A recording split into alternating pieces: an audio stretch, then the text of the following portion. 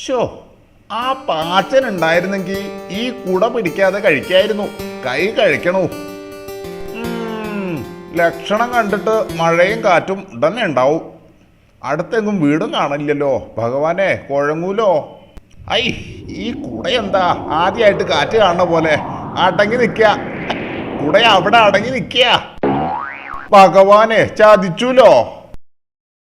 ഈ കുടയ്ക്ക് വേറെ എവിടെ സ്ഥലം കണ്ടില്ലേ? ഇനിയിപ്പോ എന്താ ചെയ്യാ?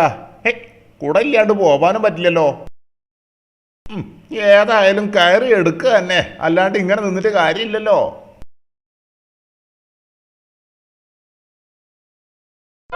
ഈശ്വര, ചതിച്ചല്ലോ. ഒരു നിമിഷം അങ്ങോട്ട് വൈകി. ഇനിയിപ്പോ എന്താ ചെയ്യാ? ഒരു വഴിയുണ്ട്, അതന്നെ അങ്ങോട്ട് ചെയ്യാ. എന്താ തിരുമേനി, മരത്തിന്റെ മുകളിലിരുന്ന് ഉറക്കമാണോ? നോമിന്റെ കൂടെ താഴെ പോയിരിക്കണു. ഇനി അടുത്ത കാറ്റില് അതെപ്പോഴാ ഇങ്ങോട്ട് പൊങ്ങി വരികയെന്ന് അറിയില്ലല്ലോ. അപ്പൊ പിടിക്കാന്ന് വെച്ചാ ഇവിടെ ഇരിക്കണത്.